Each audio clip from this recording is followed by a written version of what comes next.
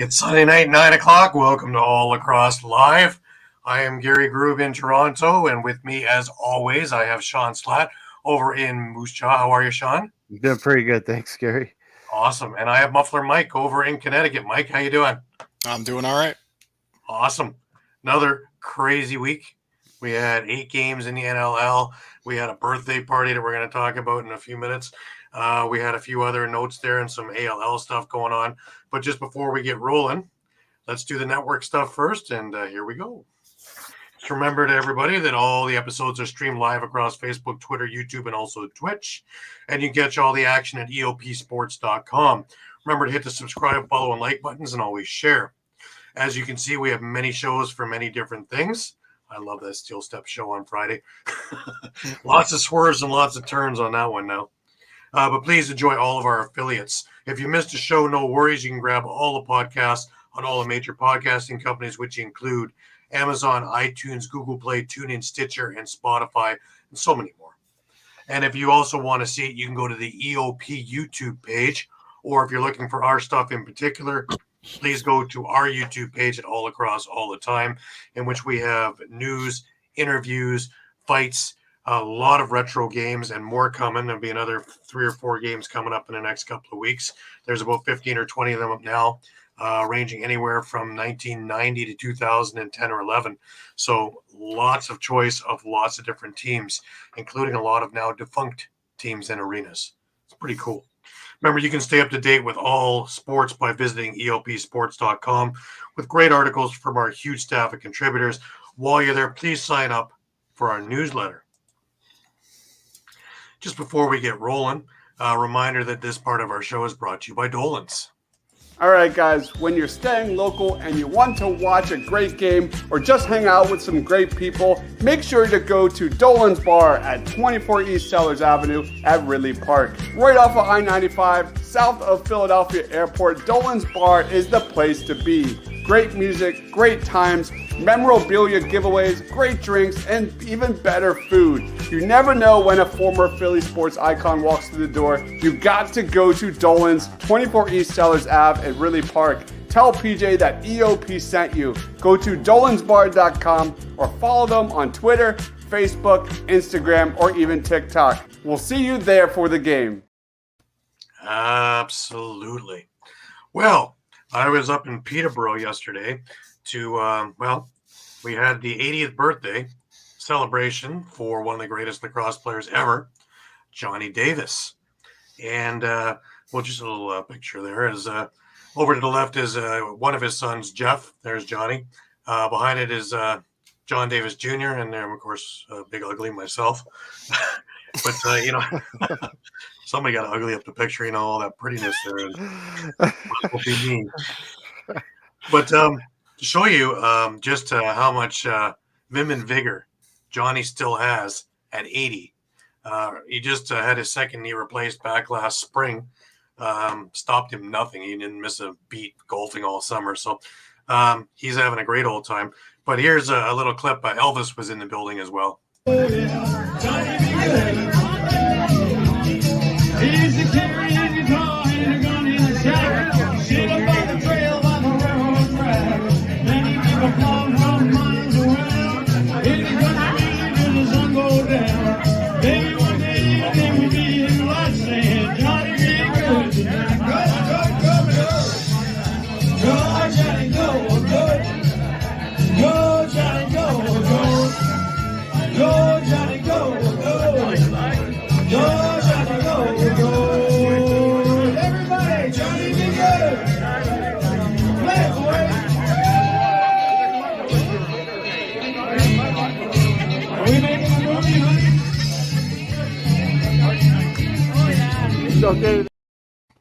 I love that T-shirt. Bad check. Is that a new band? Wish I shot left. I wish I shot left. I thought that was fantastic. Anyways, happy birthday to Johnny. Hopefully he's around for many, many more.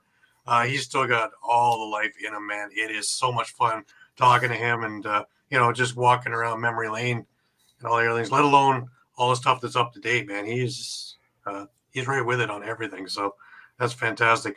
And seeing guys like Jamie Batley and a few other guys up there, we were looking at there must have been at least 100 Man Cup rings and Minto Cup rings in that room at one point or another. It's just a who's who up there, and it's just spectacular. So that's why I love going up there in the summers for MSL games. The pre and post are almost more fun than the game itself, just with everybody there. So, anyways, the speaking of MSL.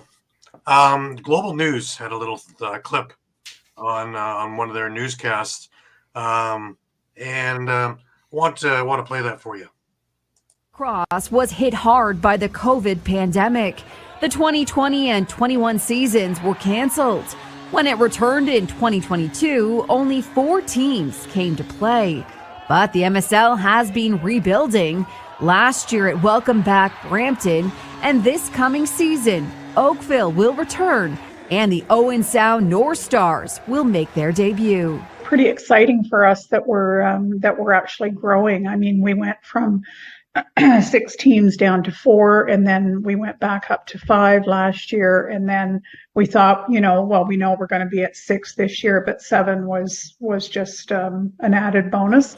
League Commissioner Lynn Withers says there are other teams showing interest too, so more teams may be added in 2025. There's a need for it. There's this year there were over 350 graduating juniors. This is really good for the league. It just gives the players an option to play somewhere, and we've got to find some place to keep these young men playing.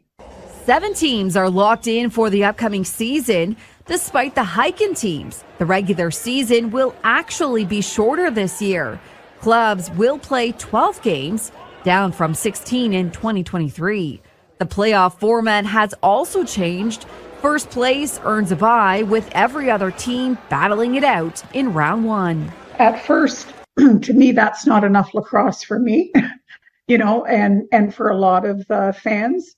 But when you put it on a calendar and you look at the extended playoff and the fact that every team gets to play in the playoffs, it actually works out to be almost as many games as what they would have played last year. The MSL season kicks off May 20th with the defending Man Cup champion Six Nations Chiefs hosting Owen Sound. And that, of course, is the bread and cheese game, which is a very, very special game for the Six Nations area. If you have a chance to go, I suggest you want to go there because it's just spectacular and fantastic lacrosse in the summer for a heck of a lot cheaper than what you're paying for NLL with the same players, more or less. So should be a great season with 7 teams in there now, and the possibility of 8 or 9. This is going to be exciting, and lots of junior talent around. Hey guys, lots of junior talent.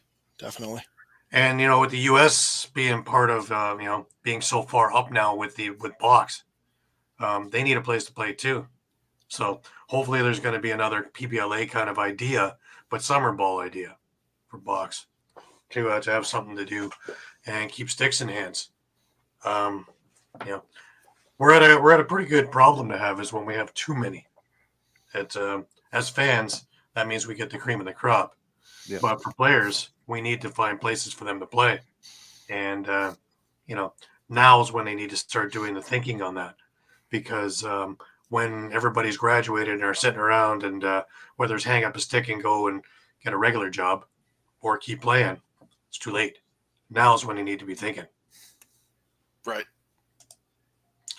All right, Eduardo is with us. Our Western Eduardo. correspondent. How are you, Eduardo? Huh? Reporting from Jacksonville. I believe that's cold, Jacksonville, is it? Yeah. Mind you, we're starting to get up to Not temperatures. cold enough. Dave, what's happening, buddy? Dave, thanks for tuning in. Glad to have you with us. Yeah, I don't know, 68, 70 degrees is that's Miami Beach to me, man. Mind you, we might even hit double digits Celsius by the end of this week for the middle of February. Don't argue with that. Yeah. I don't know who's against this global warming thing, but I'm not. If I've never seen snow again, I have to admit, when I was up in Peterborough yesterday, they had snow. And I was like, what is this stuff? Let's get out of here. But anyways, yeah, if you don't have bad weather, you don't know you're having good weather, right? Exactly. Mm-hmm. Touche. I keep saying that to me. I don't believe it, but I keep saying it. Anyways, let's walk ourselves over to the Arena Lacrosse League, and we'll go with the women's East had games this week. The women's West are off this week. Next week is championship week. I'll get into that in a minute. This was the games from this past weekend, and your final scores. Skyhawks beat the Cobras 6-2. Firebirds beat the Blazers 8-5. Skyhawks then turned around and beat the Sirens 7-4. The Firebirds beat the Cobras 7-2. And the Blazers beat the Sirens 10-7. Now, I mentioned championship weekend out west. The Charlie Billy Memorial Cup donated by Frank and Kirkby. Next weekend will be the games for that over at the Langley Event Center. All times are local. The fifth place game will be the Deer against the Bats at 1:30. The bronze game will be at 3:30, where the Turtles will play the Hawks. Excuse me. And the gold medal game will be the Flying Squirrels against the Bears. That will be your championship game. And that will be at 5:30 p.m. Pacific time. We had a busy week for Arena Lacrosse League East. West has some midweek games this week. Strange, but I imagine there's other things going on in Langley. We had some blowouts. The Toronto Monarchs, who just came off a really big win last week, went to Brampton Friday to face the Express. And, well, the Brampton Express took them to task. It was a 23-13 drubbing over there. It was ugly. Mind you, the Monarchs got off to a good start. They got up 2-0 early, and then Brampton would control the rest of the half. And so much so they scored 14 of the next 18 goals and would be up 14-6 at the half. Sam Draminsky and Jeff Wittig led the Express with 3 goals each in that explosive first half. Brampton scored a couple of quick goals to start the third and then counterpunched everything Toronto did the rest of the way with the impressive 23-13 victory. On Saturday, over in Oshawa, the early game at the Children's Arena was the Whitby Steelhawks, number 1, against the Six Nations Snipers, number 8. And even before me telling you the score, you can kind of figure out how this turned. Yes, Whitby beat them 21-13. And, it's funny because in a lopsided score like that, you would figure the game was. It wasn't as lopsided as the score was indicative of. Fast-paced, action-packed first quarter. Whitby was able to gain a 9-6 advantage over Six Nations. Play was back and forth with 4 separate ties before the Steelhawks finally pulled ahead for good. The Snipers were competitive for most of the afternoon, but the talented Whitby team was just too much on this day, pulling further ahead with each quarter, finishing the day with the 21-13 victory. The later game saw the Oshawa Outlaws against the Oswego Bears, and this one was a little bit closer. Oshawa wound up winning 15-11. Throughout the entire first half, neither team was able to generate more than a one-goal lead, and they were tied 7-7 at the half. The Outlaws then put together a 4-goal run that changed the complexion of the game.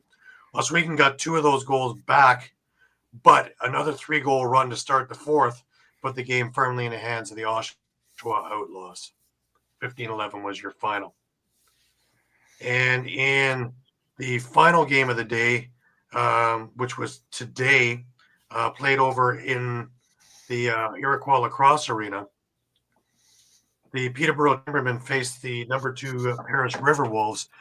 And another football score, guys. Paris beat Peterborough 21-16 in a very, very entertaining game. Paris and Peterborough were neck and neck through the first. It was 7-5 for Paris at the end of the first. Where this game got out of hand was Paris put together a 6-1 second and 13-6 at the half. They never really looked back. Peterborough made a good effort in the third, scoring 5 times, but Paris was able to hold them off, and 21-16 was your final. So if we look at the power rankings for this week, we'll see that Whitby is still Paris is still in first place. Whitby is second. The Oshawa Outlaws are now in third. Peterborough is sitting in fourth. The Toronto Monarchs have fallen down to fifth. Brampton has moved up to sixth, while Oswego has moved down to seventh. And Six Nations at 0-7 is sitting in last. And, that team is snake bit. It has such potential, and it has a 10-minute slew in each week that just stops them cold and is enough to throw a wrench in their plans. Dave, we're doing very well. Good to have you with us. Shout out to our mom. Yeah, hey, Barb. Happy 89. Happy birthday. Happy birthday. That's awesome. That's awesome. And Dave, stick around because certain someone's coming on in a little bit, and you might see some blood vessels pop from his head. Yeah, he should be on in about 15 minutes. Wings Nest will be with us. It'll be, Yeah, he wasn't a happy camper with the overtime loss. But hey, these things happen. Anyways, that is it for the Arena Lacrosse League this week. Upcoming next week, there is a Tuesday and Thursday game for the ALL West. The Grizzlies face the Eagles at 7 p.m. Pacific on Tuesday, and on Thursday at 7 p.m. Pacific, the Sea Spray play the Blackfish. Next weekend, the Bears are facing the Brampton Express. That should be an interesting game because both teams have been fairly inconsistent and are fairly evenly matched over the Memorial Arena in Brampton. Saturday over in Oshawa, you have the Peterborough Timbermen against the Whitby Steelhawks, and the late game is the Paris River Wolves against the Oshawa Outlaws. If you have any time to be there, both games are worth the price of admission. Price of admission, I believe, is $10 or something like that. It is well worth money spent. They're fantastic games. On the Sunday, you have the Toronto Monarchs going to the ILA to face the Six Nations Snipers at 2 p.m. Eastern. Another game worthwhile in seeing. I just have a feeling that this could be Six Nations week. Call me crazy. Oh, Dave, you know who it is, eh?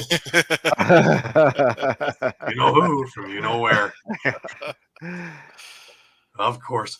Well, before we get into some of the NLL stuff, of course, we had our pick'ems, and there's still blood on the sock for some of us.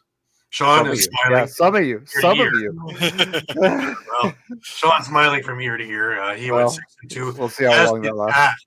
Pat went 6-2 also. I can almost hear Pat just cheering in the background there. Crazy. I went 4-4, which after the last couple of weeks of stupidity is, it's almost like I went perfect. 4 is better than 1. Eduardo and Mike went 3-5. So if we look at the standings year to date, Sean is at 34-22 and mopping the floor with us. Eduardo is just behind him at 31-25.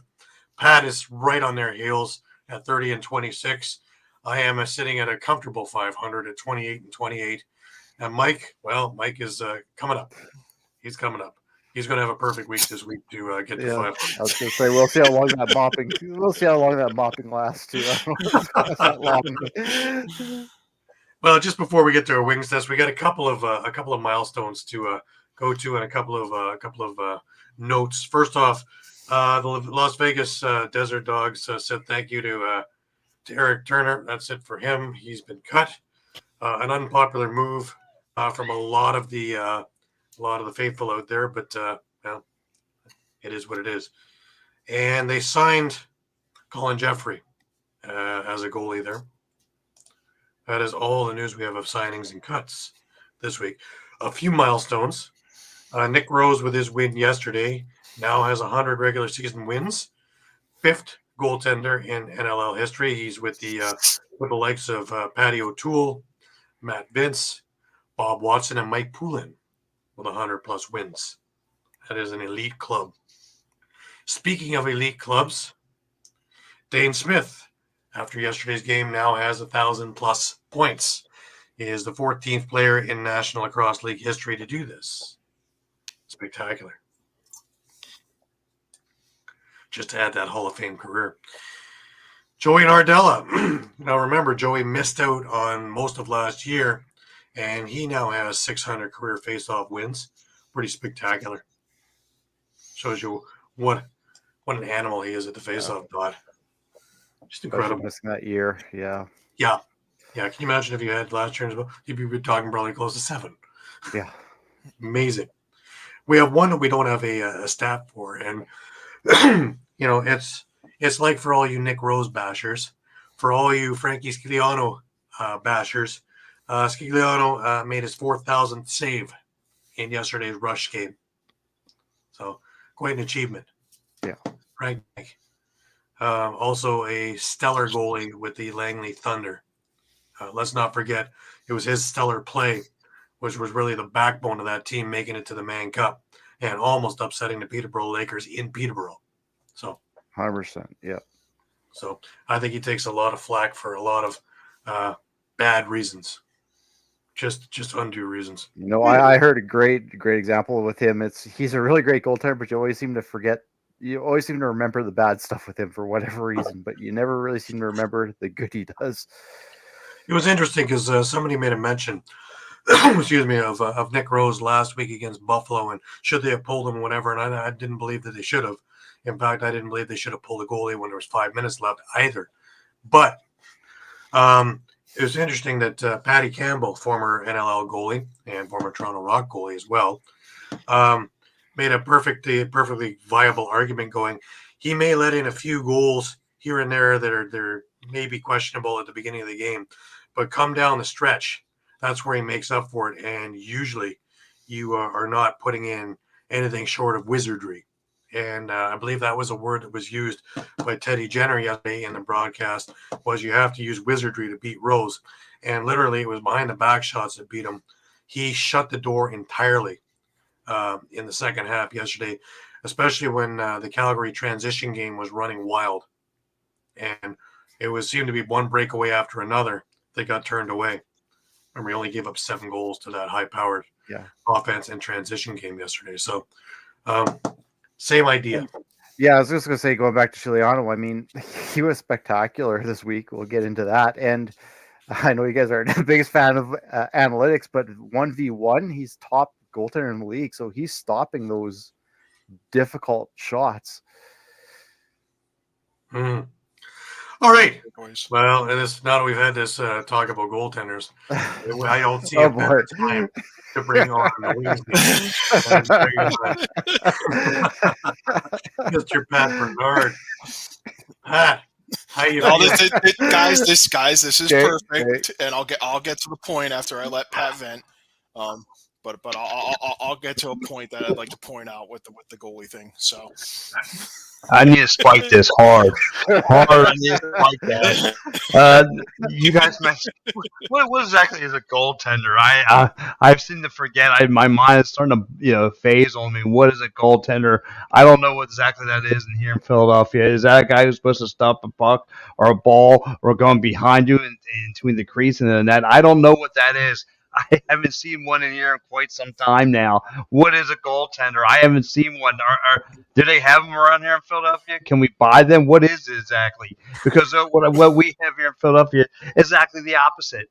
And, it's funny. I mentioned last week to Paul Day, I said, at some point, are you looking to, make a goalie change?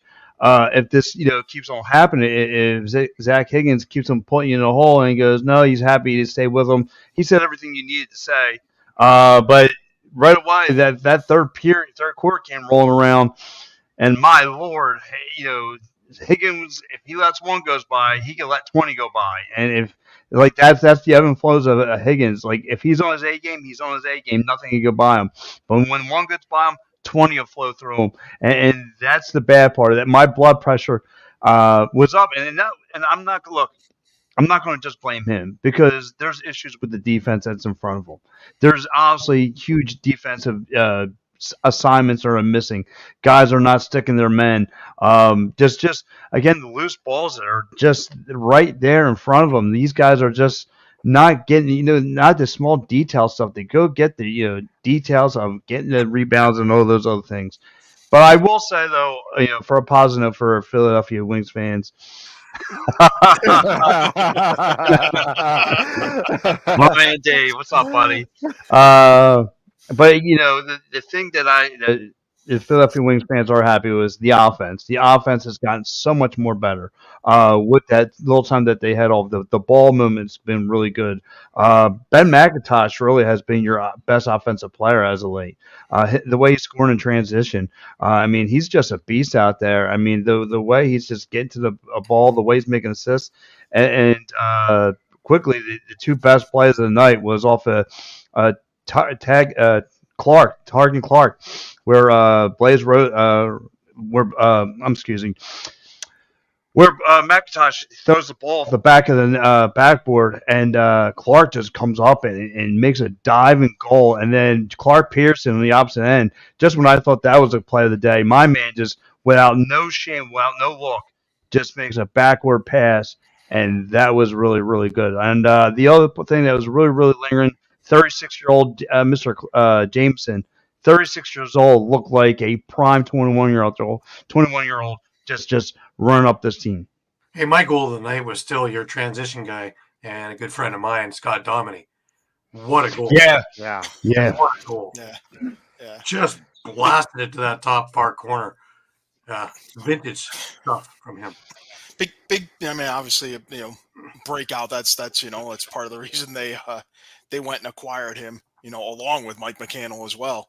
So for that kind of that kind of play. But honestly, a couple of things I would bring up. This game certainly could have been Phillies, but for I think just a few things, certainly the McIntosh dunk goal that was called back. Yeah. That definitely hurt. It was late in the game. It was a chance almost to kind of almost put it away, really. And we talked about last week, you had talked about, hey, do you want to pull Higgins? We kind of cautioned against it because, we kind of saw what happened in Vancouver with Aiden Walsh last year, kind of getting thrown into the fire. Didn't work out so well. It's working out better this year, with certainly with Aaron Bold mentoring him, for a full season. But, I would point out that when they pulled Higgins and put Deacon Knott in, Deacon Knott faced 2 shots. He made 0 saves. Yeah. In a game that you eventually lost in overtime. Mm-hmm. So, Higgins and obviously that's a practically negligible sample size. It's not, this isn't something where you can turn around and say it's Deacon Knott's fault or anything like that. But, if he's able to stop even a couple of shots, I felt like when Higgins was pulled, this was going to be the typical kind of, okay, hey, we're just giving you a breather. We're going to talk to you. We're going to send you back out there. Lacrosse is always a little bit different than hockey in that regard. Usually when you're pulling a goalie, if the Flyers are pulling a goalie, you're sticking with your backup the rest of the way, unless he's just, unless it's becoming an absolute circus where, you've given up on the night already and, you're going to lose by 10, 12 goals or something like that. A lot of times in lacrosse, you pull a goalie after a flurry of goals. You maybe just kind of, hey, come to the bench, take a minute, reset yourself. We're going to talk to you about it. We're going to send you back out in a shift or two, and the hope is always that the backup can just kind of hold down the fort, for a few minutes, till your starter can reset. Obviously had that happened, we could be sitting here talking about a Philly win. Well, instead, after that flurry, but once he got back to himself, he was pretty good the rest of the way. Too. Yeah, so, he you eliminate that 6 or 7 minutes to start the third, and Philadelphia, wins this game in a walk. Yeah. Anyways, let's have a look at some of the highlights while we're getting there. Far side now with it. Comes back out to Jamison, back to Benesh. His shot, he scores! Ryan Benesh starting off the scoring, a power play goal. New shoes tonight, trying to change the mojo is Mitch Jones. He goes to the floor, got a pass to Rezaterac, who scores! Not how they drew it up. For the first time this evening, as Joe Rezaterac moves it over to Mitch Jones, behind the back, shot, score! What a setup! And Blaze Reardon field, and they are going to be flying out of that front door, and you're seeing it so far. Woods with a shot, and he scores! Aaron Woods and off. This is Jake Withers, the face-off guy, to the net. Score! Withers with a great effort. Gets a going to the box. Here's Peterson right off the hop. He scores. Great save by Hill. Oh, and here's Theed. A spin move to the net, and he scores. What a move by Dawson Theed. They did get one goal from Peterson, but the others were Woods, Withers, Theed, and Armstrong. Here's a shot and a score for Scott Dominey. Far this season, and now they got work to do here to take advantage of the second half where they've been the strongest. But Cody Jamison with a sneaky shot there. I don't know if Higgins was expecting that. When Halifax had that 5-1 run, the remarkable thing was that Ryan Benesh didn't score any of those 5 goals. Here's Jamison to the net again, and he puts it home 5-0 through the legs of Higgins. McIntosh. But it's the other guys that keep beating the Wings right there, and there's Theed again with a goal. Chad Tutton, one of the top defenders for the Philadelphia Wings. Not good to have him off the floor right now as Theed scores another. A spin move and a couple of fakes. The corner for Sam LeClaire. He'll come up high with it. LeClaire to the net. Scores! Sam LeClaire goes low. Max will complete the change. Here is Shanks. Coming around up high. Fires, kick save made, rebound put in. An unfortunate bounce for the Wings, but very fortunate for Aaron Woods. One. Lucky bounces for Philadelphia. Peterson behind the back, he scores! Oh, a highlight reel goal for Clark Peterson. Off the floor is Dominey, and Jones comes out, a shot, save, rebound, scores! That's Tate Tony, tied up in front. The Tutton. Wings are still in the power play. 45 seconds to go in that power play, and they score! I mean, just go ahead and replay it and get it done. But Hill's eating them all up. Another miss, but the Wings get it back. Quick stick, score! Blaze Reardon, the captain. Here's Halifax. Looking for an equalizer. Benesh scores! Ryan Benesh. Power play. They'll work it around. Jamison with the shot. He scores! Cody Jamison with the hat trick and the winner. What stands out to me? Where is the Philadelphia defense? If they want to stay and watch, they need to buy tickets. Yeah. Yeah. And they're all over the place. They're all around them. Listen, it does go to, because I don't want to feel like we're bashing Pat for bashing Higgins every single week, but it does go to what it does go to in part to what he said. I mean, Higgins faced 63 shots. He faced a lot of rubber. Saves. Usually when you see a goalie making 50 saves, you're like, wow, what a performance.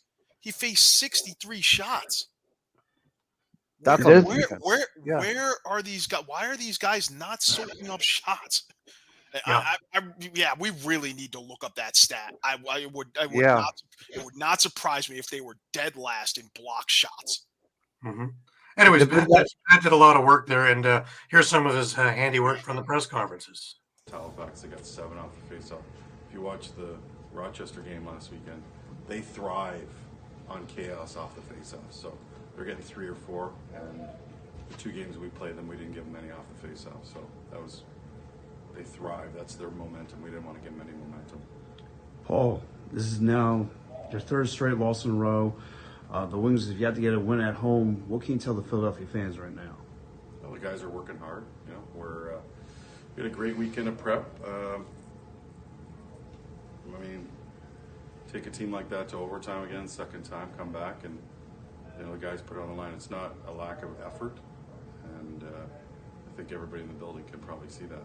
And you know, we're going to get a little healthier here in the next couple of weeks. We've got a week off, and hopefully we get Armstrong back soon, and you know, get Shule back in the lineup. So we'll continue to get better. I think we had San Diego 3 great quarters against San Diego, and tonight we had 3.5 really good quarters. So lots to build on. Coach, can you talk about Scott Dominy tonight? Felt like he finally kind of had like that breakthrough in transition, used his speed to his advantage, netted that first goal in a Wings uniform. Can you just talk about how you guys want to try to plan to use him moving forward in the transition game?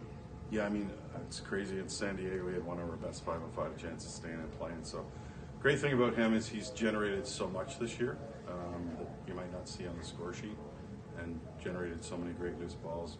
Huge block in the last few seconds of regulation on the short man. So he's been great energy for us, and you know, he probably deserved a couple goals earlier in the year, a couple posts, but again, like these guys, the new guys that are here are generating the And here's Dominic with that. His uniform, getting that first goal, and what that feeling was like being on this side of things. Obviously, you played against the Wings in your career, but finally getting that first one, how did that feel for you tonight? Yeah, it was a little extra special there, and yeah, in front of the home crowd, it felt good to get my first one. You guys were kind of, you know, utilizing you almost as a wide receiver in transition tonight. Was that kind of the game plan, or was that just something Halifax was showing you, and you being able to utilize your speed and get down the floor? It was working to some success. Is that something that you guys have kind of talked about, or is it just kind of happenstance of what was going on in the game plan? I think that's our game plan every night, is to push a transition when it's there, but I think it worked a little bit extra with Halifax. They have some slow guys on offense that don't get off, and yeah, we took advantage, and the balls were going in, so it's good. Now, with a little bit of a break coming up, are you looking towards that? You playing back-to-back games? Are you guys looking towards a little bit of a break before you guys head on the West Coast? We don't like the break. We love playing lacrosse. We want to keep up, but we're gonna hit the gym. We're gonna hit the film and get ourselves better every day and be back ready. Last one. What is kind of the message in the locker room for you guys, trying to, you know, break through 2 wins on the season so far with this road trip coming up? What's kind of the message from the leaders in the locker room to kind of stay the course, kind of, you know, keep that focus on the next game at hand? What is that message from those leaders? Just keep believing. Everybody in here is in here for a reason, and we all can ball. So just keep balling and put in the work, and we're gonna show up. We're 2-1 on the road, so we'll do it. Thank you. Thank you. Thanks, Scott. And that was Scott Dominy. Yeah, you know, he makes some really good points there. You know, it's one of those things. You know, one chance here, one chance there, and you know, we're talking about the fantastic Philly win. So It's like they need that win in the worst way, because if you would have won, you would have been still would have been in a hunt for a playoff spot, and this just. Again, it's mind-boggling to me. I mean, you have so much talent on offense, and your defense, again, just you know, Gary said it best. I mean, if you want to stand around, you could hung on with me all you wanted to. I mean, because that's all I saw these guys do is just stand around. And again, the detail of the defense is just. Again, they're just so focused on want to play man-to-man. I see it. They're just like this the whole time. They're not even looking down to see the loose balls that are just right in front of their feet. And that's when the opposition comes up and makes a big play. And I'm like, and it's just mind-boggling of how disfront they look on defense. So I don't know if Paul Day needs to have a talk with a defensive coordinator. May have to look in it and get a new one. I don't know right now. I just know this team is just a world of a mess right now on that defense side of the ball, and they need to get together. And Mike makes a great point with you know, the block shots, and then you say, Pat, you know, getting physical. If you don't want to be physical and you don't want to block shots, play like football. Like this was lacrosse. Yes. I mean, if you don't want to get I hurt, thought you were going to go offense. Or Yeah. like he says, at the very least, win the loose ball battle. You know, Yeah. and you know, I guess the only thing with that is, there's always that double-edged sword with loose balls where, you get caught. If you're on defense, there's always that you get caught ball watching, you lose your assignment. And we see it all the time. It's like you went and followed the ball for 2 seconds and you turn back and your man's gone and he's breaking toward the net and he's in front of the crease and putting the ball in the net. So, it's not always easy, You always got to have your head on a swivel, Yeah. but yeah, I'd still definitely like to know about that block shot stat. Yeah. It wouldn't shock me if they were last in the league in that. And maybe that's a function of the way you build your defense. If you're going to have a bunch of long, lanky, athletic style guys, maybe they're not going to be apt to soak up shots as much as, a defense that has a few guys that are, bigger, bulkier, stay at home types. Yeah. I think you got to have that. You got to have those kind of guys that, look at Buffalo, look at Colorado, look at Toronto. They're probably tops in soaking up shots. And that's another thing too that stands out to me. Like look at all and the guy, my buddy Kyle, who's the other beat reporter in the room, like he brought a good point. Like look at all the contender teams, right? What's the number one common denominator they have? Is a good face-off man, like a strong face-off man that picks up those loose balls right from the start. And I didn't thought about it like that. So yeah, I mean, again, the Steelers right now, Batiste on fire as usual. So you got to start, like I said, this team though needs to figure it out on defense. Needs to just come up with a game plan and start really, really focus on defense. The offense, like I said, has improved a whole lot, but it's that defense is just leaves a sour taste in your mouth, and you're just wondering when if this thing will turn around. Yeah. I mean, I guess the best you can hope for right now is just the return of some guys. I mean, you just got Lord back. You hopefully have Armstrong and Shule will be two big punches in the arm. Shule, yeah. I mean, goodness, if they'd had Armstrong and Shule, you probably wouldn't have seen Dawson Thede doing what he was doing. No, not without getting a club in the mouth, anyways. Yeah. So. Yeah. We're just about 2 months in, still haven't got a win at home. Lost 3 straight. I mean, this is a one from bad to worse in the amount of minutes. I mean, should Philadelphia fans start looking towards a War Dog season? I mean, I don't know.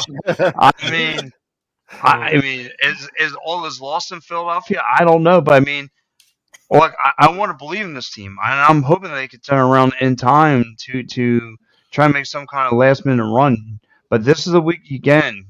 Take a break, get it right, spend tons of time in that weight room and training and work on the defense. And again, study your opponent. You knew Halifax was going to come in here playing a physical caliber team, a game.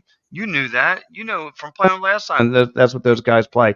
And I forgot to mention at the beginning of the show, Mitch Jones, the whole time he had the ball in his hand, Halifax put 2 defenders on him, and they were playing physical with him. So, but what happens? That led to somebody having a scoring opportunity, and Joe Resiterans, Ben McIntosh, those guys were making their money. Like you saw the one play, Mitch Jones to take a Tony with the backward pass to the bulldozer Blaze, and he makes it off that back. He makes a back foot goal. So again, I'm not worried too much about the offense. It's just it does stretch out the offense that they got to put up at least 17 goals in order to win games. I was going to say with your comment about is it all lost? Just looking at the standings right now, the number 8 spot has 3 wins. So if you can string something together, yeah. And you're not. I mean, I guess to give you a little more solace, I mean, New York started 0-3. Now they're at 500 at 4-4. Yeah. So, so there's lots of lacrosse to play. The same thing can't happen. There's lots to go. We haven't quite made it to the halfway point yet, so there's a lot of lacrosse to go. Anyways, Pat, thank you very much. It's always guys. great to have you on the show, buddy.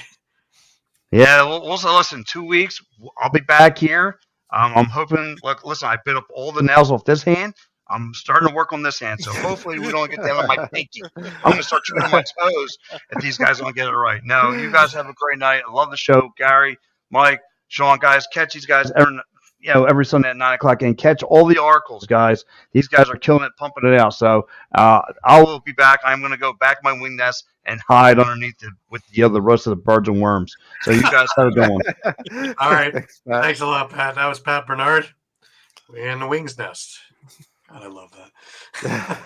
Pat, if you're looking for him, he's got a lot of twists and turns to talk about in SmackDown coming up on Friday night. Steel Steps. Real interesting turn there. So anyways, why don't we get on to? Shall we go to the Vancouver, Georgia game? Still on the Friday night games here. And of course, we go into another overtime game. Swarm snap a 3-game losing streak. Oak scores 5, Q scores 4, including the game-winning goal in OT. And there's some news for Pat there. The Swarm snap a 3-game streak. Wings could do it too. So, yeah, don't you worry. Yeah, but this one wasn't without some controversy. We'll crank out some of the stats first here. Seth Oaks, huge game for Georgia, 5 goals, 2 assists. Andrew Q, 4-4, including the game winner in overtime, which we'll get to in a sec.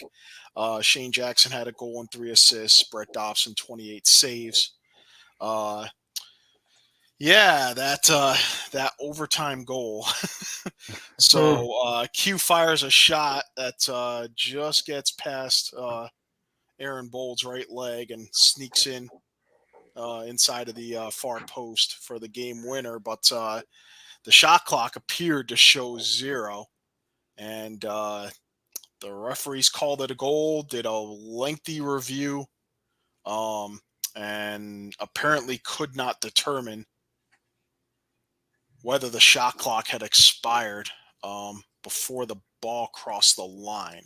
So, and my understanding is this is not like basketball where a shot can be mid-flight and count after the clock hits 0. So, definitely a tough one. Tough way to lose for Vancouver. Certainly they would have had a good chance, had possession changed back to them. Wow, did they ever look like they had jump in their step? Obviously, Molosky's tirade last week lit a fire. Oh yeah. This was definitely, he made his point crystal clear that it was time to shape up or ship out. So there's more guys playing for jobs. Really. Yeah. So, the big names did step up for Vancouver. Adam Charlambides and Kevin Crowley both had 2 goals and 2 assists. Keegan Ball had 2 and 3. Martell with 1 and 3. Just unfortunately for Vancouver, they're now in last place at 2 and 6, and time to go back to the drawing board again, I guess. So. Eduardo's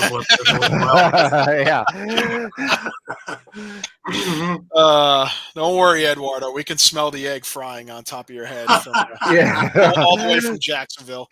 So we're at one of my favorite points of the evening is me being able to play the clips of the Georgia announcers giving me this game. Seth Oaks works into the middle. Puts a shot on Bold and gets it past him to level the game at 2-2% for the last 4 weeks. But he's been gutting it out. He's been fighting through it, Chris. Very gutting. Q!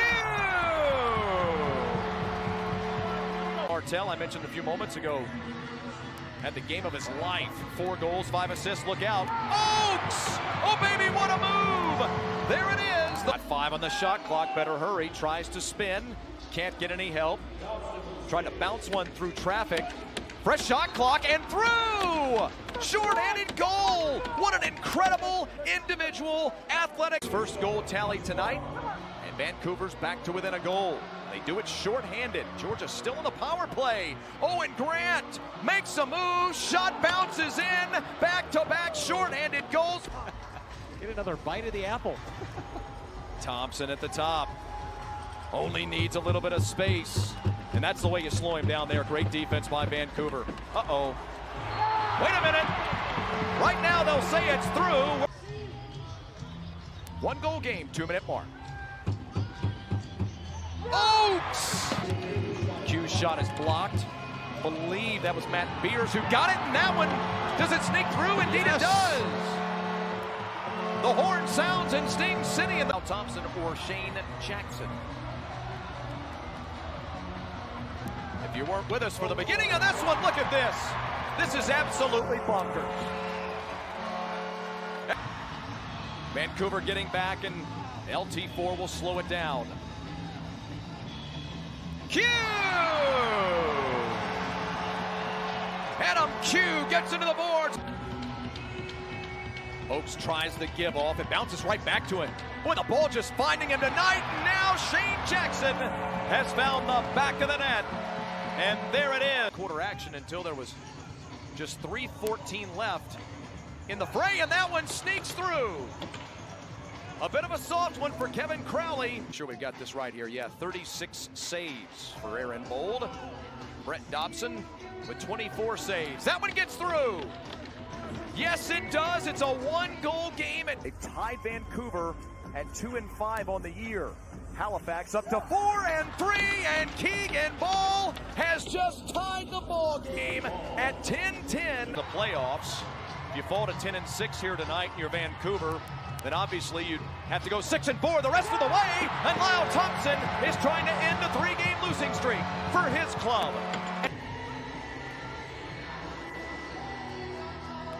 He'll take the shot and score! Adam Charlambides ties the game with 1:40 remaining.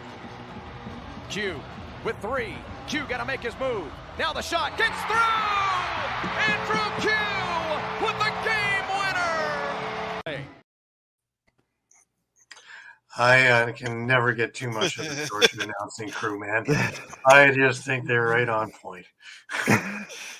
You know, I will note a lot of those, quite a few of those Georgia goals were just, you know, almost, well, no, just some of them were, a lot of them were, I thought were kind of off like broken type plays, where it's almost like, you know, from a Vancouver standpoint, it's like, you know, you just busted your ass and then you got an unfortunate break, you know, whereas like, you know, a rebound just happened to go to, you know, a Georgia player right there with, you know, with the goaltender out of position, or, you know, their defender out of position, you know, or you know, a defender stumbles or something, you know, on coverage or something like that. So I mean, I guess from Vancouver's standpoint, I don't look at it as, you know, well, geez, they were just, you know, standing around like Philadelphia was, you know, like we're saying Philadelphia was against Halifax. So because like Georgia, you have guys like Q and Thompson who, when there's those broken plays, they can just make magic happen. Capitalize, and then obviously Oaks, you know, Oaks too, So, well, let's not forget Shane Jackson and a few other guys there too. Yeah, exactly. There's a lot of weapons. So, yeah. So we saw another overtime thing. The parity is amazing, eh? We're seeing more close games than I remember in a long, long time. Yeah. You know, and the games that are distant, they always wind up, which brings us to a few games later. But that brings us to our next one, and that is the New York Riptide going into Calgary, and the first of 2 games for Calgary at home. And Jeff Teat doing some pretty incredible things again. Dominating play with 4 goals, 5 assists. Riptide their 4th win in 5 games. Here's a stat for you. Jeff Teat's last 5 games. 5 goals, 4 assists, 4 goals, 2 assists, 4 goals, 6 assists, 4 goals, 2 assists, 4 goals, 5 assists. That's pretty consistent, man. You know, in those 4 wins, 21 goals, 19 assists. And it's like we've said, the Riptide go as Teat goes. If somebody can figure out the magic potion to bottle him up to give them 2-1 on the day. I don't think the Riptide win. Not the way it's designed right now. I think that's getting better, though. I mean, it's it may not have showed. Yeah, there's more people involved. Maybe now. in this, yeah. I mean, we're seeing a lot. We're seeing Connor Kiernan playing better. We're certainly seeing Kyle Matisse stepping up. Riley O'Connor's. He's got to be up there on the assist ladder this year. Well, this was a very winnable game for Calgary. It was. I mean, the last goal scored, there were still about 10 plus minutes left in the fourth quarter when Calgary pulled within one, and I lost count of how many times they hit the post or the crossbar in the last 10 minutes, where they could have tied this game up. So, but New York does escape with an 11-10 victory in regulation, not in overtime. They do improve. Now that's, we were just talking about it. They started the season 0-3, and we were talking about, are they already finished? Yeah. And here they are now at 4-4, and technically, if the playoffs were to start tomorrow, they'd be in it. So, from 14th or 15th place. So, in a matter of a month. So, they like the calendar when it doesn't say December, apparently. Absolutely. December is a horrible month for New York. Anyways, let's look at some of the clips from this game. Fake shot. Now there's the shot from Courier. Scores! Josh Courier sneaks one through, and we're tied at 1. Yeah, Dunkerley able to get some of it, but not all of it. He still hangs on, draws some attention. Penalty coming up for the Roughnecks. There's a shot, scores! On the delayed call, New York cashes in. And mind it, now Matisse has it, back to the defender. He's all alone down there with 3 to shoot, fighting through that traffic. Comes out, and he scores! Oh my goodness, what a goal by Kyle Matisse! And comes up with it, he's going to play it ahead. And now Zach Courier in transition has the ball. Courier, nice pass across it. Goal! Oh, I thought for a moment that it was saved, but squeaking it through was Jeff Cornwall. Their opportunity to get their first lead of this game. Dixon now with it. Dixon passes off. Cook takes the shot and scores. And there it is. The Roughnecks grab the lead. It's 6-5. The net now passes off. Matisse with it to the middle area. Somehow finds its way. Scores. Oh, Riley O'Connor, Johnny on the spot, as somehow that ball found him. And a quick stick opportunity at the side of the net doesn't work as O'Connor flashed on it. Now Keogh all alone. He shoots and scores. Stephen Keogh could have read a book down there. Teat with it. Fake the pass. Now sends across the other side. Oh, excellent ball movement. And it's finished off in style. That's how you work a power play. It's 10-8 Riptide.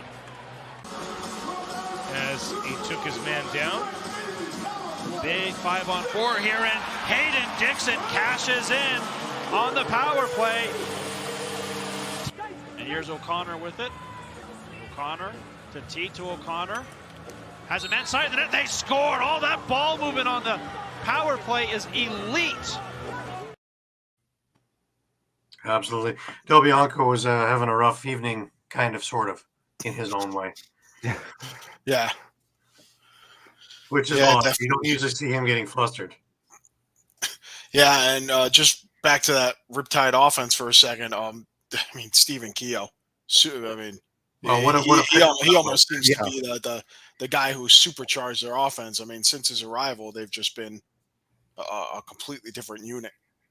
So same thing was with Rochester. Same thing was with Toronto. Yeah, and he's coming. He has that ability. Goals, Well, he gets inside, right? So, and he's a bulldozer. Like you're not going to move him. Yeah. Right.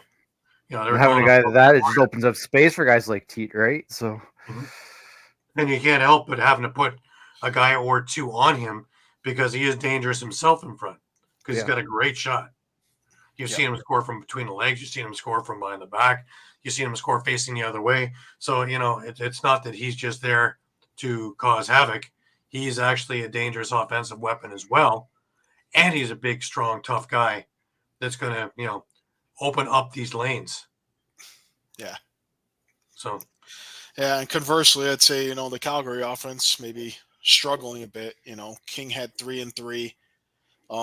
Josh Courier had 2 goals and an assist. Pace only 1 goal, 3 assists, but Hayden Dixon was held to a goal and an assist. Thomas Hogarth was held scoreless for the game. Right. So Tanner Cook didn't have much of a night either. So definitely some adjustments needed for Calgary on their offense. So. And it won't get any better when we get to the next one either. But anyways, let's move our way over to Buffalo, and the Buffalo Bandits faced the Rochester Nighthawks in the second of their 2 games. And Dave Smith got his 1,000th point, as we talked about earlier. Byrne added 3 goals, 4 assists, and a dramatic win, which shouldn't have been so dramatic, really. Smith, 5 goals, 6 assists, and Fields, 4 goals and 5 assists for Rochester. Well, Buffalo looked a lot like Buffalo of old to start this game. Ryan Smith opened the scoring for Rochester, but then Buffalo rhymed off 4 goals in a flurry throughout the rest of the quarter, and it was 4-1 Buffalo after 1. Moving into the second, Connor Fields scores, and then Nick Weiss, he picks up a transition goal off of Matt Vince long lead pass.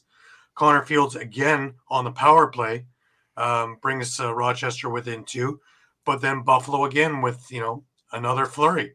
Kyle Buchanan, Dalton Silver, and Chris Kluche on the power play, and before you knew it, it was 8-3, and it looked like Buffalo was going to run away with this thing. Rochester scored 2 goals late in the second quarter, just before the half. Again, Connor Fields, and then Thomas McConvey with just 10 seconds left, and was 8-5 going into the dressing rooms. Coming out, you would hope that Rochester basically had a fire lit under them. But again, Ryan Smith scored, and it was 8-6, and, things are getting a little quieter over in the KeyBank Center. Kyle Buchanan scores, give him a little bit of breathing room, but Ryan Lanchbury comes back. Josh Byrne then adds 2 more goals, and it's 11-7 for the Bandits. Ryan Smith comes back 11-8, but Chase Fraser scores, and it's 12-8 heading into the fourth. So, again, you're thinking that this thing is about done, Bandits of old. Bandits of recent, though, Ryan Smith scores. The Bandits come back with Byrne and Kyle Buchanan, making it 14-9. Then things get interesting. Rochester scores 4 goals. Ryan Smith, Connor Fields on a deflection that he intercepts and goes in on the power play. Kyle Waters, Ryan Lanchbury, and all of a sudden it's 14-13, and things are very quiet over in the KeyBank Center. Chris Kluche gives him a little bit of breathing room. Dan Lomas scores with 1:12 left in his game, and nobody's comfortable yet. The Bandits defense and Matt Vince hold off that final challenge, and the Bandits come away with a 15-14 win. Did it have to be this close? No. But for the second straight week, when the Bandits look to have this thing in gear, 4 goals against, and it becomes a nail-biter. Tavares said after the game, I think we need to learn to close out our games a little better. That's 2 in a row, and teams see that. It gives them confidence, makes them believe they can win. The next team coming in, if you're up 3 or 4, they're like, hey, we're not out of it. So, yeah, he makes a lot of sense. He makes some good points there. But, that's something that Buffalo looks like they need to fix. Just quickly, let's take a look at some of the highlights in this game. Over to Brendan Robinson. He's picked up in a low drive. Score! Buffalo! Chase Fraser. With the other trio of Ian McKay along with Steve Frioldo and Nick Weiss. Shot score! Buffalo! Dane Smith, quick stick. Fraser getting a little bit of a battle there with Mitch Ogilvie. Leaving it out in front between the pads and score!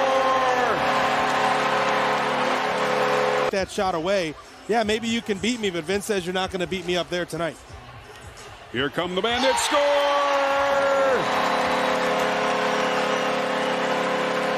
Dane Smith. Here come the Nighthawks. Play is busted up by Matt Vince. Outlet pass. Connection made. In over the line is Nick Weiss. He scores! Buffalo zone. Top of the slot. Working the quarterback is McConvey. Now stuffing in front. Score! Connor Fields. Second of the night. As they come swarming in, led by Kyle Waters, break by Buffalo, and here's a mad dash, top of the slot, Silver, he scores! His shot advantage, but down by a score of 8-3. Lomas leaving the ball into the far corner to Waters. Now a shot by Fields, he scores! Shots on goal now favoring Buffalo by 35-34. As Ryan Smith takes a shot, scores! What a bullet by Ryan Smith! By open and outruns Josh Byrne along with Brandon Robinson. Christian Montez, a shot, score, Buffalo! Josh Byrne. He would have been able to put on the afterburners and maybe get a better look in transition. There's Byrne again, he scores!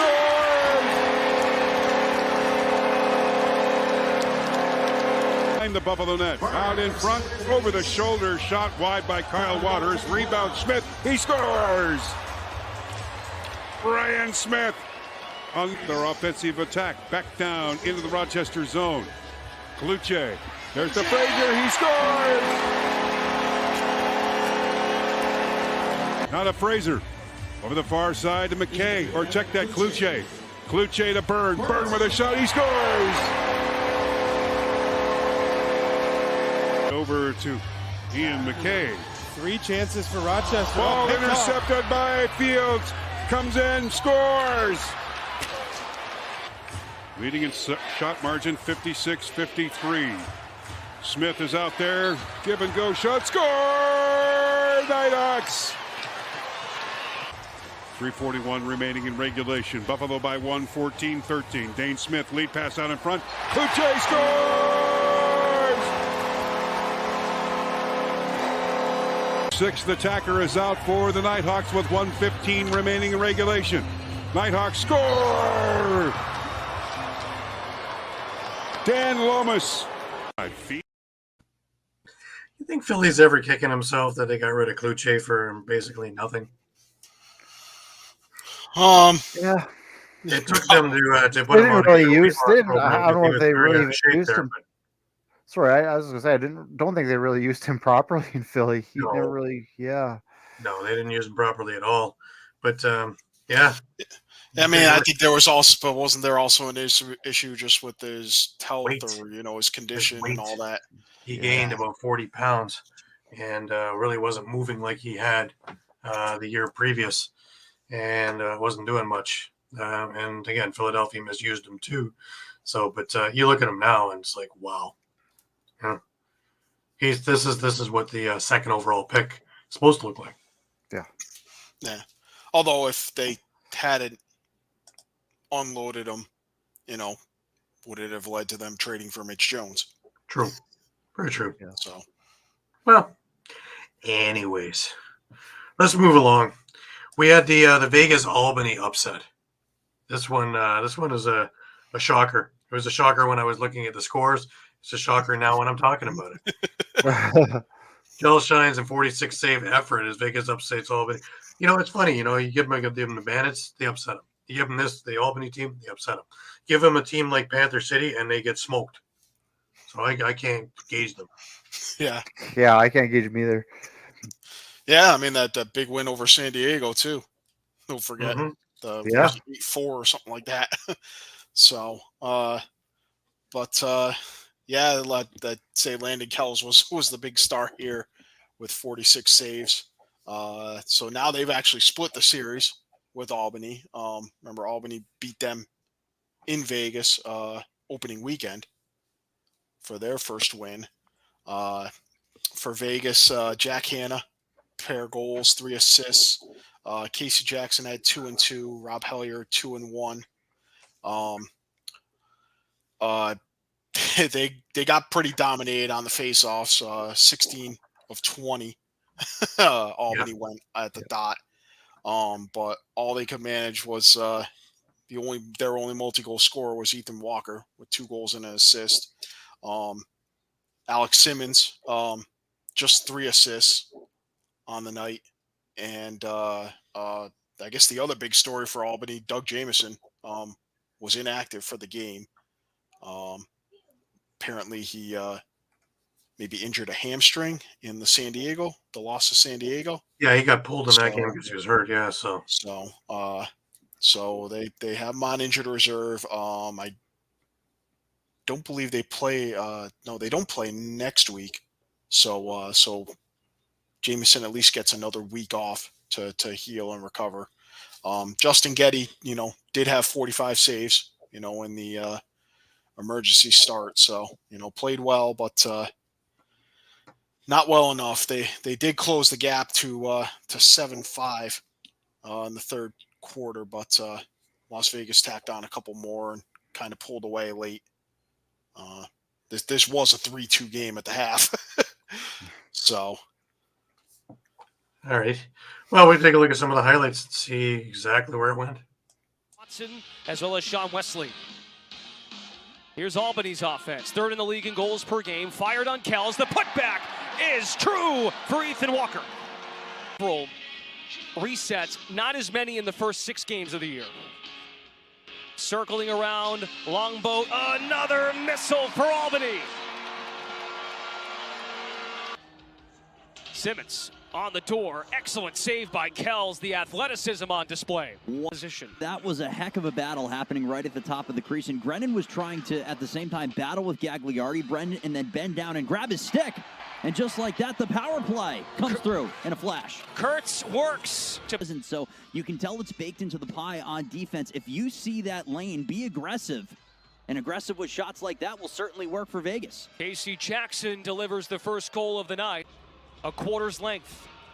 Hellier, the former Toronto Rock, bounces one home. Rob Hellier makes this a 1-goal game. In front, there's Kells. What an answer by Kells, who, by the way, played 56 minutes of the blowout loss. Hellier, a blazing speed goal by Hellier to tie the game at 3. Hellier finds his man Rouet, almost bounced home. His teammates say, take a look at that one. Ruled a goal by LeBranch on the floor. You're seeing just how active and quick he is in going down and making saves versus Doug Jamieson, what we're more used to. It's been impressive to watch, and he helps his team tie the game. Green, daylight for Simmons. He's denied. Jacob Rouet pounces on it. Here's Rouet. Dish is cursed. He scores. This is a big moment here for Las Vegas to try to take advantage going into the 4th quarter here when things are somewhat out of sorts. And just like that, there you go. Casey Jackson on the power play. Step for Hannah and company after the ball flew into the stands. Watson sets the screen for Bertrand. Hannah, a rocket, Jack Hannah. Lets out a roar. Jack Hannah have a counter. Rob Hellier with 2 goals tonight. Watson dishes off Jackson to Hannah. He fired there from earlier, and Jack Hannah gives that goal right back. Here in this one.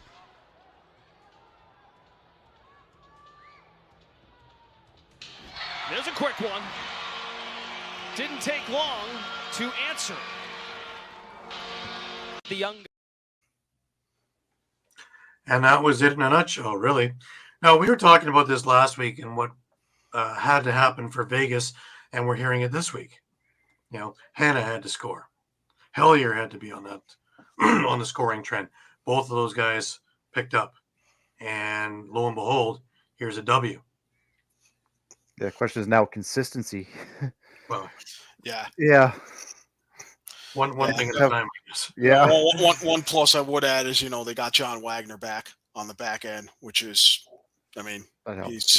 he is a main cog on that back end for them. So, right. and in transition. So that's all a right. good mark to have. Before we get to our next game, just a reminder that this part of our show is brought to you by Sherry's Ticket Town. All right, guys, it's time to talk about Sherry's Tickets. Sherry'sTickets.com is easy to use and has no hidden fees. The price you see is the price you pay. Pay less and play more with Sherry'sTickets.com. Save even more by using the exclusive promo code EOP10. That's EOP10. Do not pay hidden fees and save 10%. Why use any other ticket reseller and get those hard-to-come-by tickets to the big game? If you need a more personal touch, give them a call at 610-494-5050. That's 610-494-5050. Sherry'sTickets.com also has great theater and concert tickets that are hard to get your hands on. Remember, do not overpay and save with the best at Sherry'sTickets.com. Save 10% using the promo code EOP10. That's EOP10. You'll thank us later. Sherry'sTickets.com. Absolutely. Lots of great deals. Go check them out. All right, Shawn, we had the Panther City Club face the Saskatchewan Rush, in which Frankie Scigliano got his 4,000th save. I'll find that to be too big a mouthful. Panther City Lacrosse Club. Don't know what these people are on about. Anyways, let's talk about this game, shall we? Yeah, I mean, Rush came away with a 10-9 win. Again, a huge night for Robert Church. Not much of a surprise there. 4 goals, 4 assists, 8 points. Zach Mans with 5 points. So, man, that's, again, looking like a great trade. He's been looking great when you give him the opportunity. The game was tied 2-2 after 1. Mans scored really quickly into the second quarter, make it 3-2.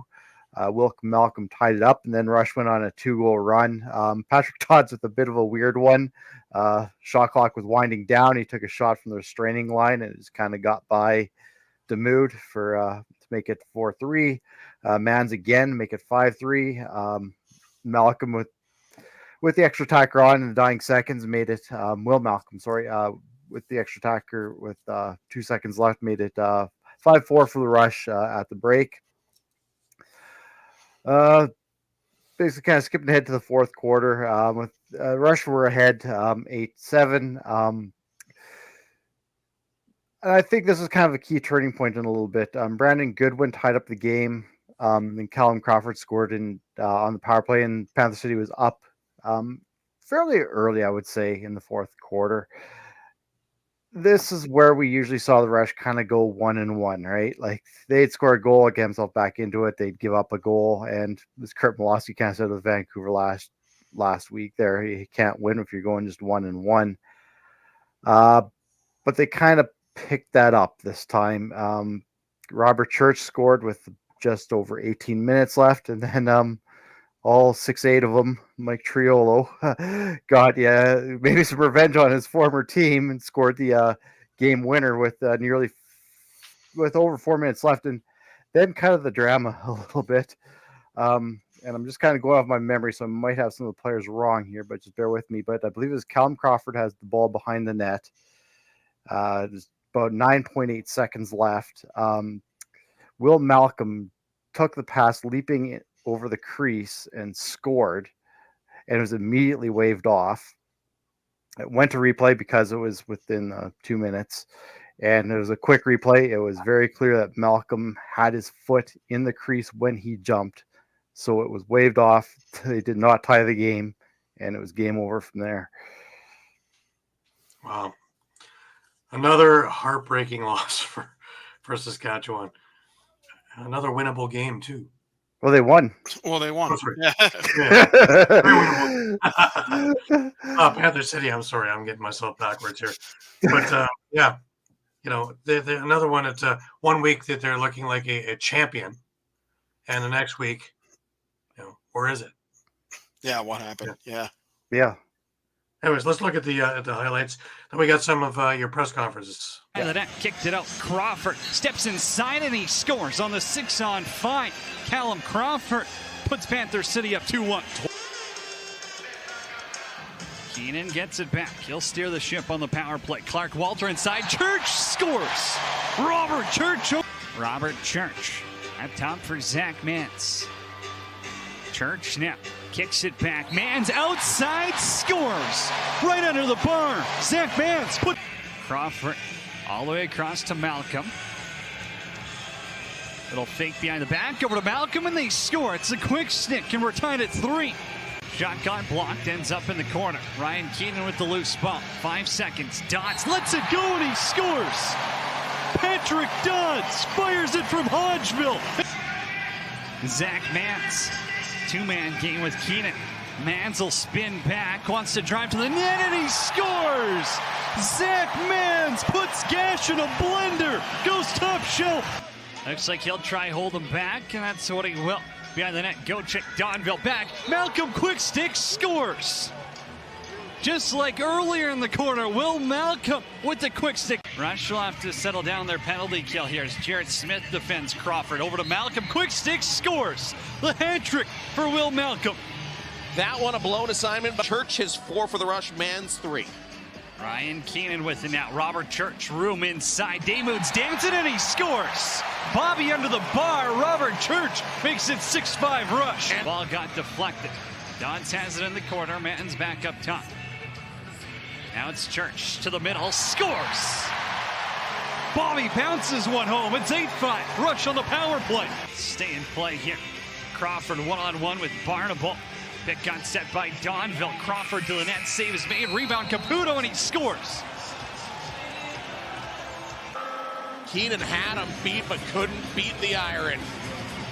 Malcolm, 3-on-2. Malcolm inside. They score.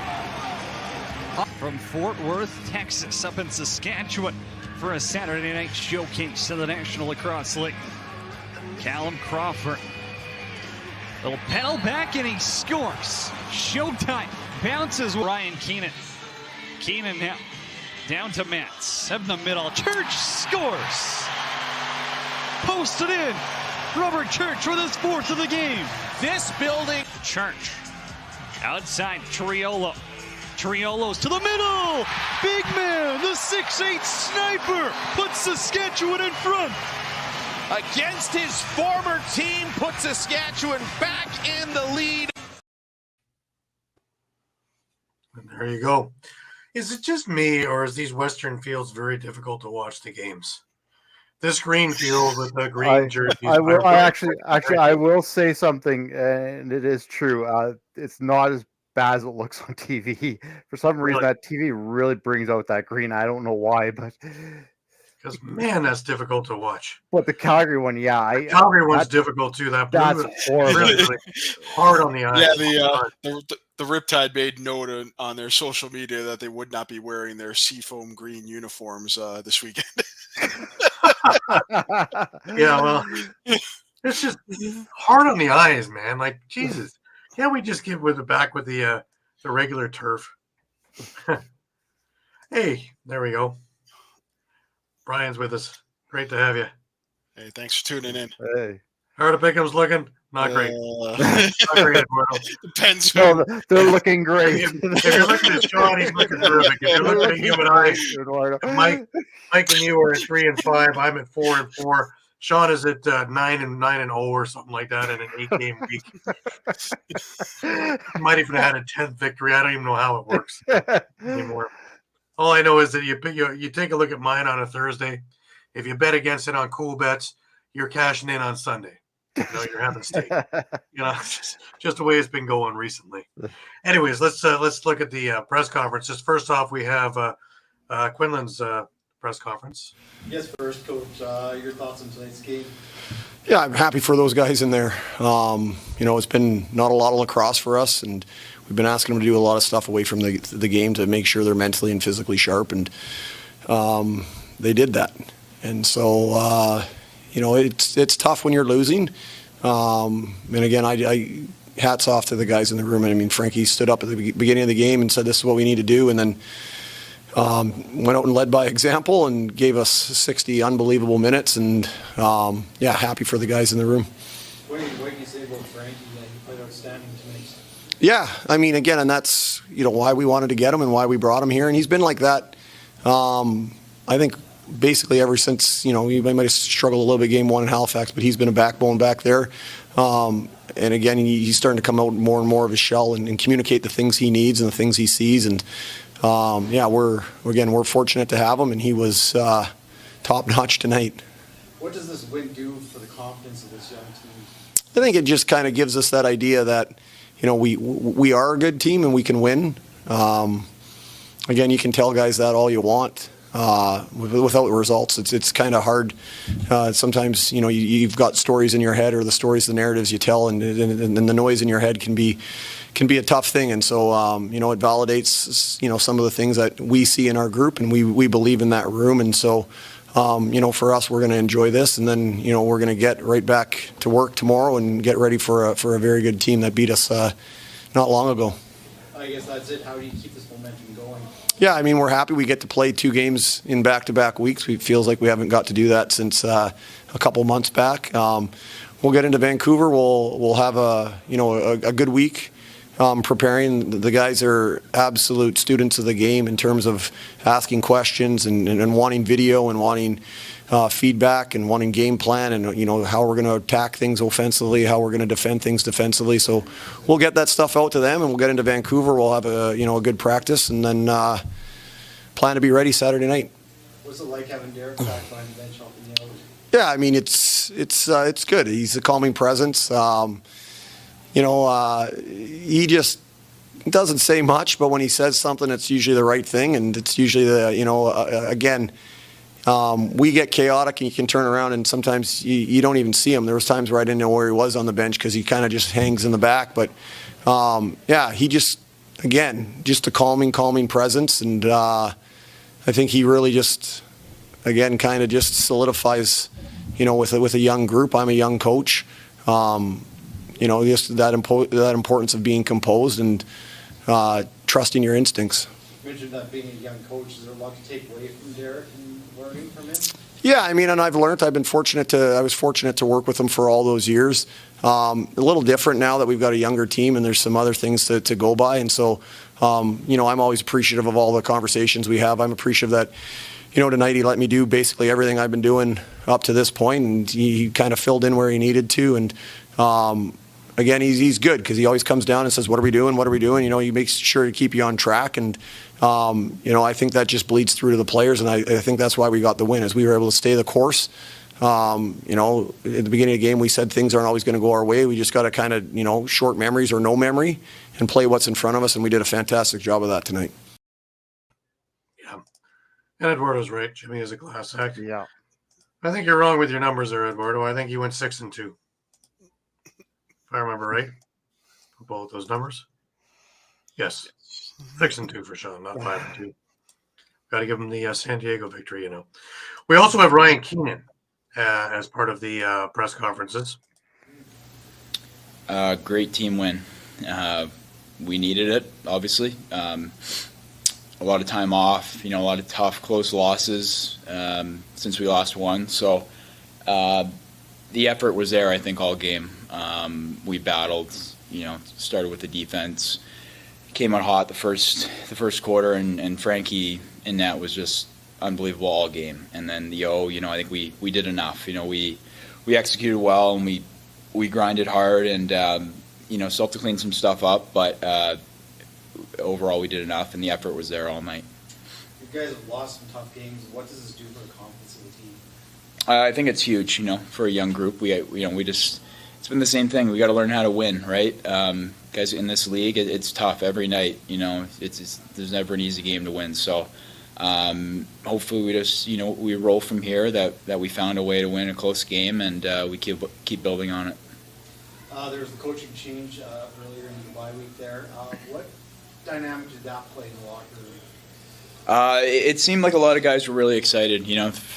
Through last week, on our bye week. A lot of the young guys, hadn't played with Derek, and were kind of really looking forward to his experience behind the bench, his knowledge.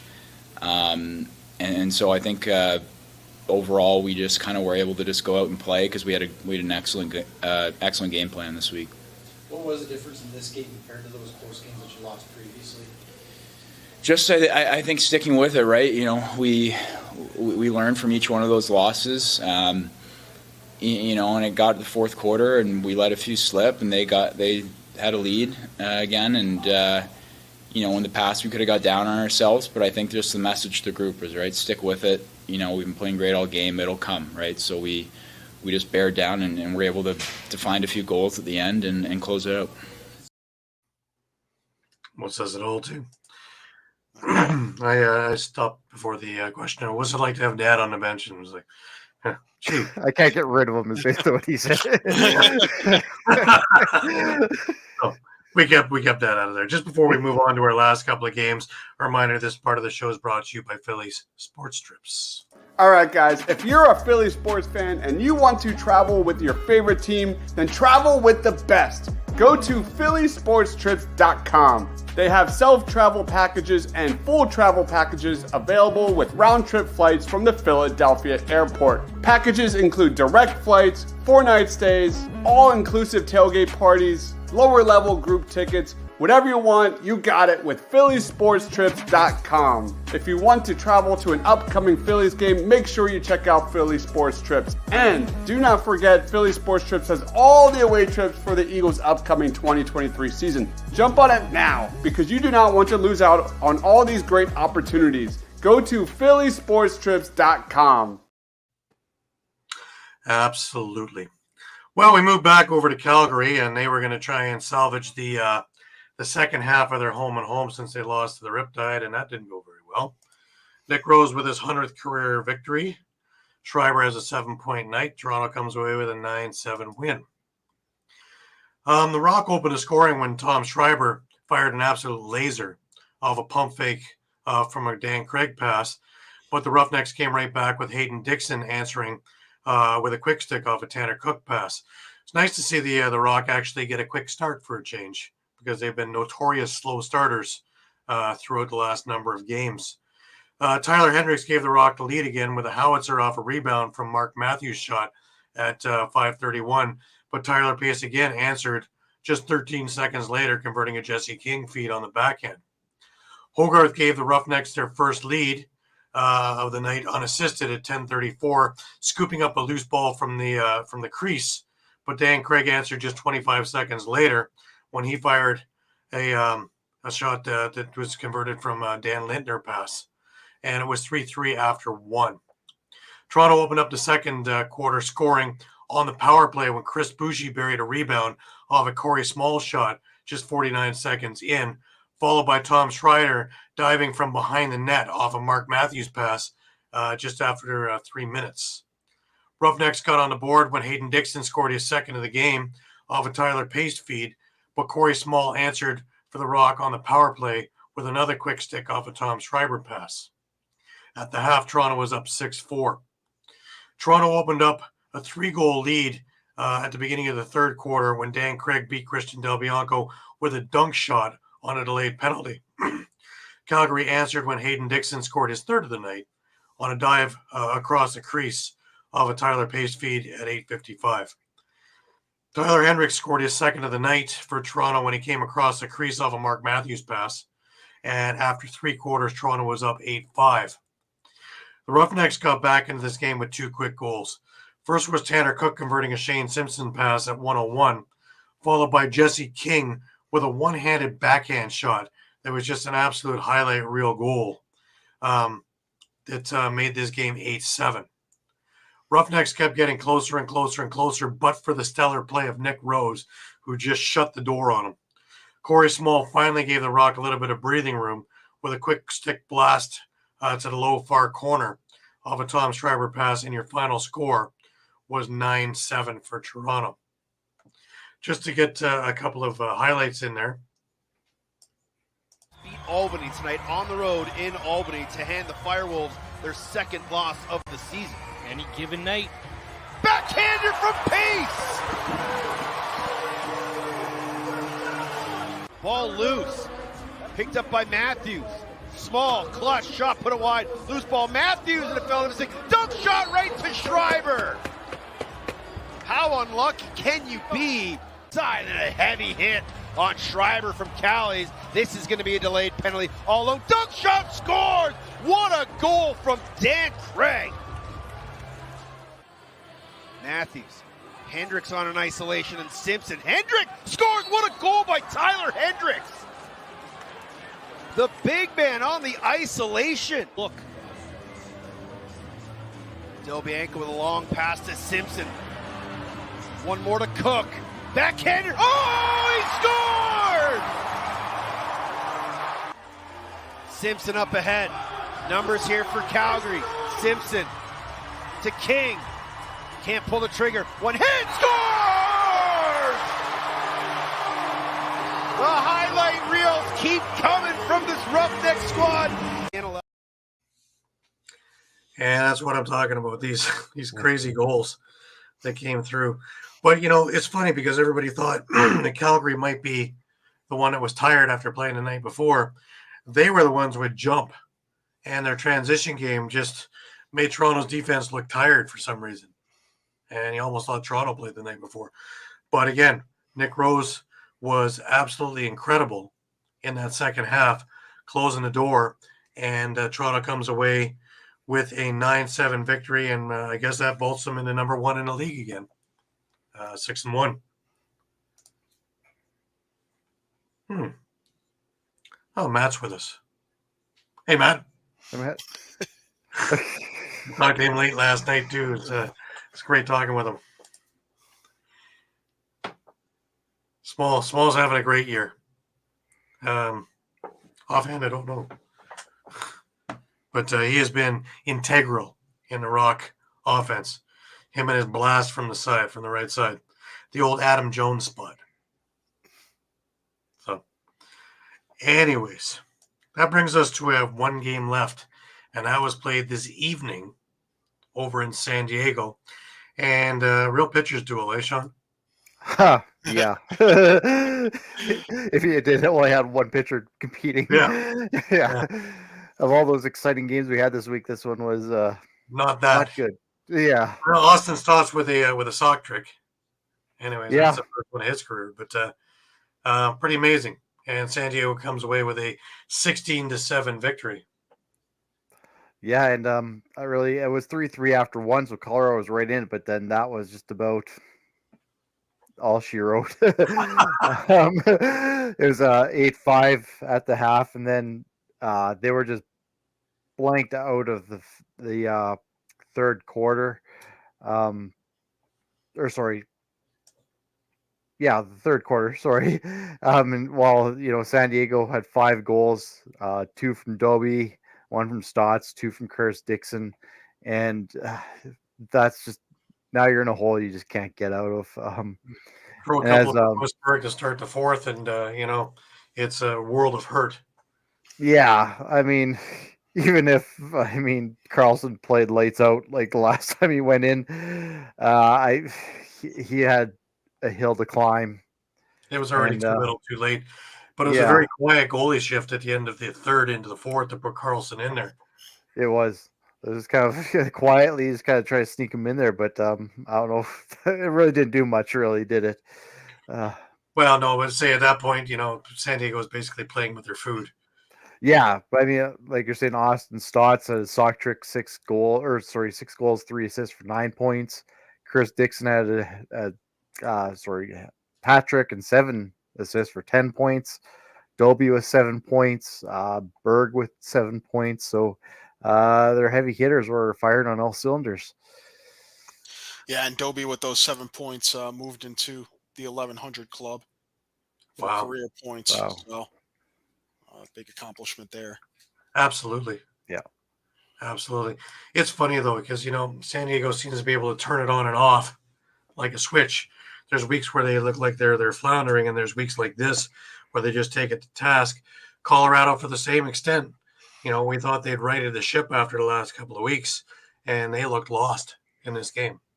Yeah, Colorado's another team just like Las Vegas. I just can't get a beat on. Like I'm not sure where they're at. Are they that really good contending team, or are they a team that showed up tonight in San Diego? Well, they're probably the most inconsistent team in the league. Yeah. Because I can't get a gauge on them at all. And in fact, last week I didn't expect much out of them, and they played lights out. This week I actually picked them. I actually thought that same team would come to San Diego, and I would be wrong in that assessment. Very wrong. Yeah, and they definitely have. Even when you look at some of their games to date, I mean, sure they're 2-0 against Vancouver, but now they're 0-2 against Georgia, 0-2 against San Diego. So The teams they have to vault to get into the playoffs. Yeah. And I mean, I guess the other takeaway from that is, you've already played 3 of your 4 2-game series on the year. So these games are going to, these games coming up are going to matter even more. And I'm not sure who the team is that they have 2 games against. I think it might be Calgary.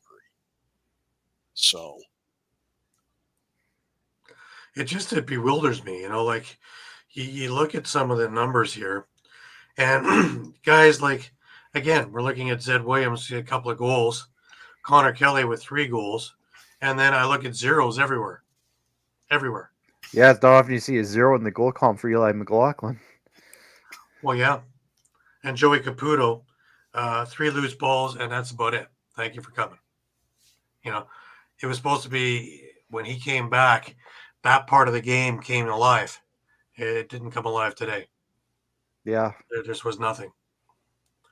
Tyson Gibson, in the wins, he's a vibrant force in their offense. A goal and assist isn't vibrant.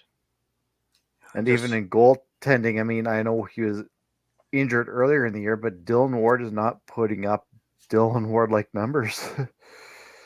And you can't give San Diego 5 power plays. No. They'll kill you. No. 3 for 5.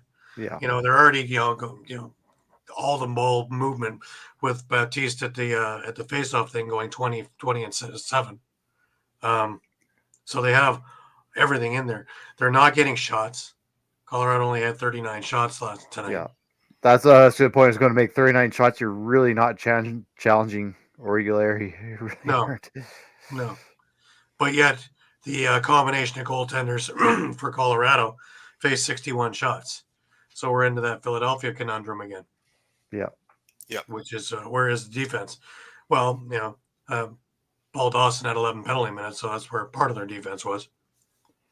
A good chunk of it was in the box. He's not going to do any good for anybody there. Maybe San Diego. But, let's have a look at the upcoming games for next week. We have a little bit lesser of a schedule. Friday night, we have a couple of games. We have Vegas heading over to Halifax. We have Colorado heading over into Panther City. Now, which Colorado team goes over to Panther City, and which Panthers team receives them? I was going to go back to the other game. Which Las Vegas teams show up against Halifax? These are not the team that they're usually beating, is these upper echelon teams. Yeah. Well, exactly. Yeah. So if Halifax is looking like they're starting to move upward, pick Vegas. That's just their MO this year. But I say in the inconsistent bowl is Colorado against Panther City, and I don't have a clue. That's a coin toss. Yeah, and Panther City struggled at home this year, so that's going to be interesting. Another thing. Georgia heads over to Rochester. Now Rochester's on a 4-game losing streak. Georgia just got off a 3-game losing streak. That's going to be another interesting one. I'll actually be in Rochester for that game. So it should be interesting in there. Yeah. Calgary is coming to Toronto in the back end of the home and home. And, let's see. Like I say, Calgary's transition game was looking good, even though I figured they should be tired. They were running all over the place. So the rest of their offense, with the exception of Hayden Dixon, was non-existent. So do they right the ship? And how does Toronto plan and counteract in their Tuesday practice for what's about to come Saturday? Couple of big questions. The last game of the week is an interesting one, especially the way New York has been playing. San Diego goes to face the Riptide. A couple of weeks ago, I would have said this is a walk. I don't know. That depends on San Diego's defense of Jeff Teat and Stephen Keogh and Riley O'Connor and Connor Kiernan.